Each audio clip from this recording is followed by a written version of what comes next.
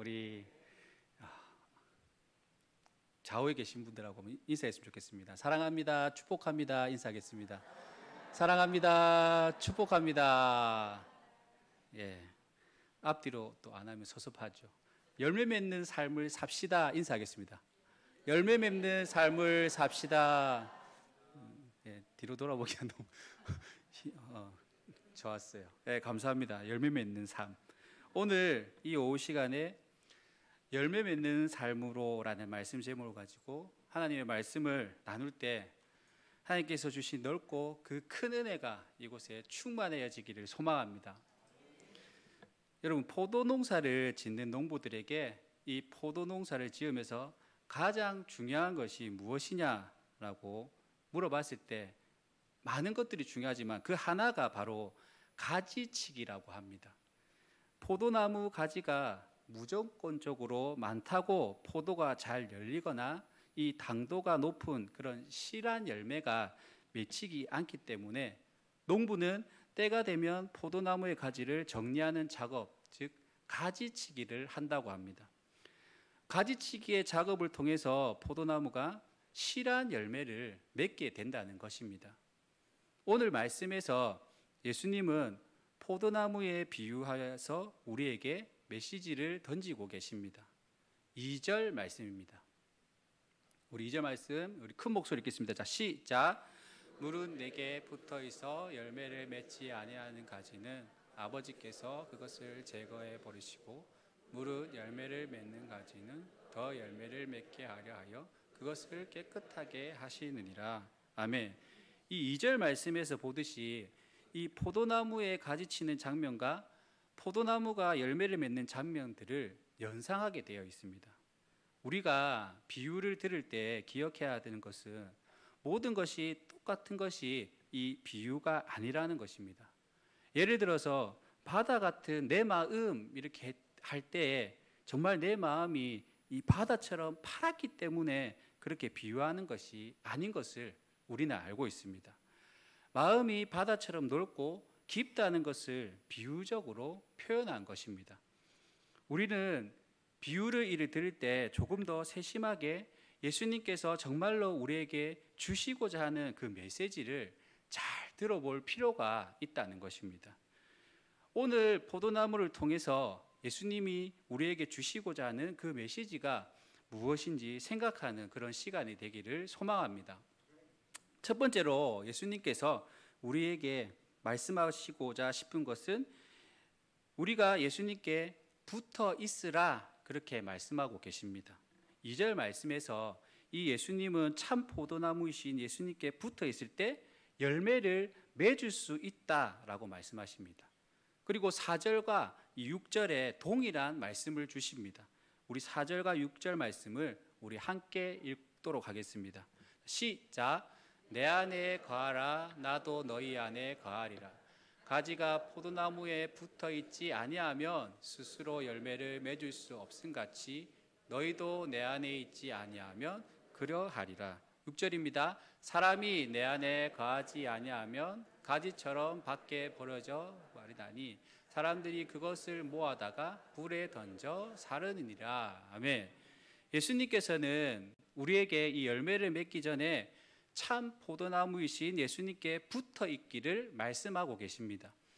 예수님께서 이런 비유를 말씀하신 이유가 과연 무엇일까요? 농부가 극상품 포도나무 열매를 얻는 가장 확실한 방법 중에 하나가 참 포도나무, 즉 좋은 포도나무의 가지를 접붙이는 것이라고 합니다. 이 접붙임을 통해서 가지는 참 포도나무의 이 진액을 받게 되기 때문에 그 열매를 참 포도나무의 열매를 맺게 된다는 것입니다. 포도나무를 많이 하던 이 이스라엘에서는 이런 예수님의 비유가 아주 익숙했을 것입니다. 이스라엘 사람들은 예수님의 이 말씀을 듣자마자 알았을 것입니다. 아, 우리는 좋은 열매를 맺을 수 없는 죄인이고 약한 존재이니 참 포도나무이신 예수님께 접붙임 되어야겠구나. 여러분, 예수님은 우리의 연약함과 약함을 알고 계십니다. 그러기에 우리의 참 포도나무가 되셔서 우리가 온전한 이 열매를 맺을 수 있도록 도와주십니다. 그러기 위해서는 우리가 예수님 안에 거해야 하는 것입니다. 예수님 안에 거할 때 우리가 참된 열매를 맺을 수 있습니다. 삶의 모든 순간순간에서 예수님 안에서 거하는 우리 모두 되시기를 축복합니다. 두 번째는 우리는 열매를 맺어야 합니다. 우리는 예수님 안에 거하면서 이 열매를 맺어야 합니다. 2절 말씀에 보면 농부이신 이 하나님께서 열매를 맺지 못하는 가지를 어떻게 하신다고요? 다 잘라버린다고 말씀하고 계십니다. 그도 그럴 것이 포도나무는 워낙 가지가 약해서 포도 열매를 모두 감당할 수가 없다고 합니다. 그러기에 좋지 않은 열매를 맺는 가지나 열매를 맺지 못하는 가지는 미리 정리해서 열매를 맺는 가지가 실하고 온전한 열매를 맺을 수 있도록 한다고 합니다. 하나님께서는 우리의 농부가 되셔서 우리를 예수님과 접붙이고 계십니다. 예수님 안에서 참 포도의 열매를 맺도록 물을 주시고 양분을 주시고 햇빛을 비추어 주십니다. 하나님께서는 우리가 실한 열매를 맺을 수 있도록 모든 사랑을 주신다는 말씀입니다. 우리는 그 사랑과 은혜를 기억하며 좋은 열매를 맺는 그런 삶을 살아야 될 것입니다. 여러분, 우리가 맺는 열매는 무엇일까요? 바로 예수님의 인격입니다. 삶으로 하나님을 드러내고 예수님을 전하는 그런 열매인 것입니다.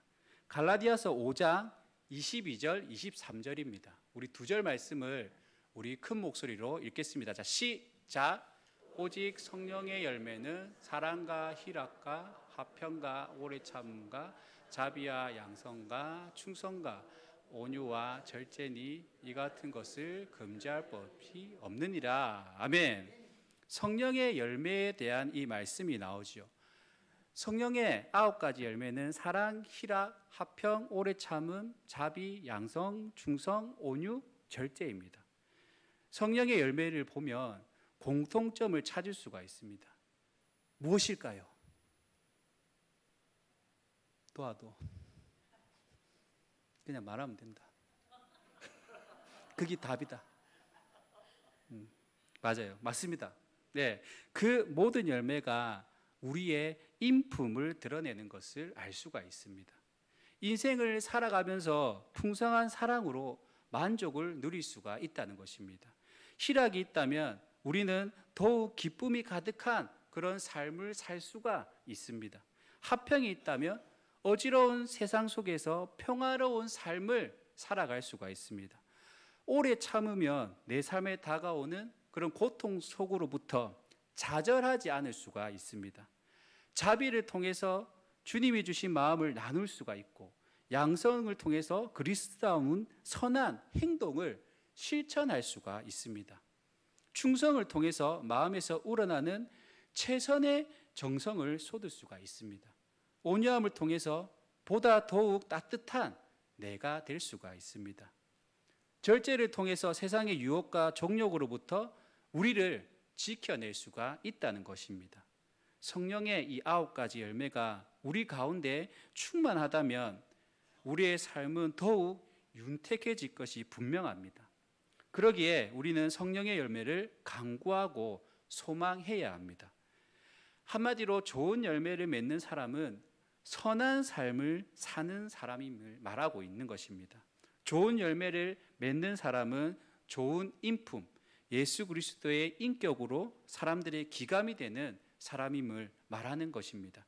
그러기에 이웃과 세상이 하나님을 주목하고 하나님께 마음이 열릴 수 있도록 하는 그런 삶임을 말하고 있는 것입니다. 우리의 삶은 예수 그리스도의 인격을 닮아가야 합니다. 우리 삶에서 그렇게 하나님을 드러내고 전하며 살아가는 우리 모두 되시기를 축복합니다. 마지막으로 우리는 하나님께서 원하시는 그런 열매를 맺음으로써 하나님께 영광을 돌려야 됩니다. 뭘 돌린다고요? 소리가 작은데요. 뭘 돌린다고요? 잘하고 있습니다.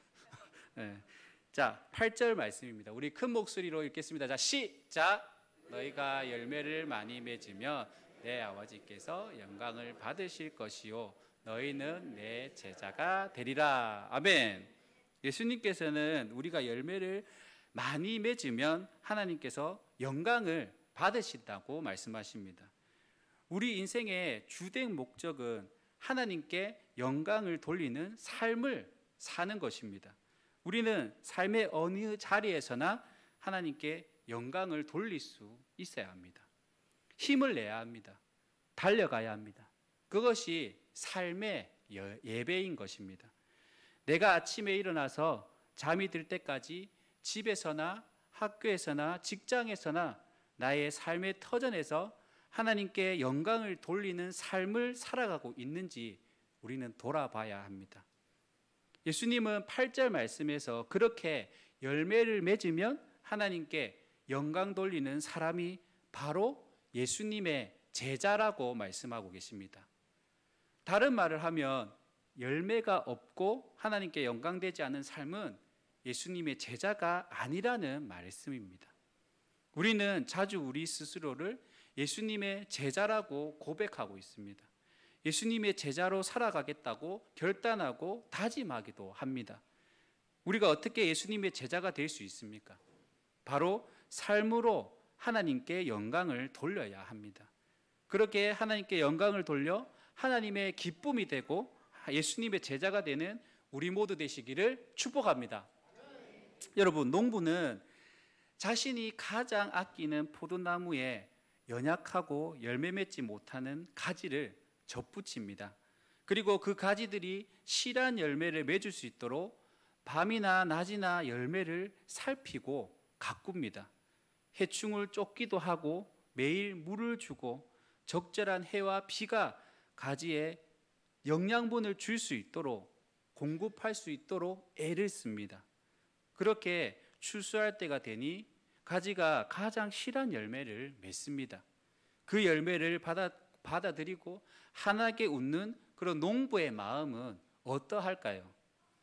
우리 농부 대신 하나님의 마음에 늘 그런 시원한 웃음을 드릴 수 있는 우리 모두가 되었으면 좋겠습니다. 우리들의 삶이 하나님을 드러내고 그런 드러내는 열매를 맺는 그런 삶으로 한 주간도 승리하며 살아가시는 우리 모두 되시기를 간절히 축복합니다. 기도하겠습니다. 사랑과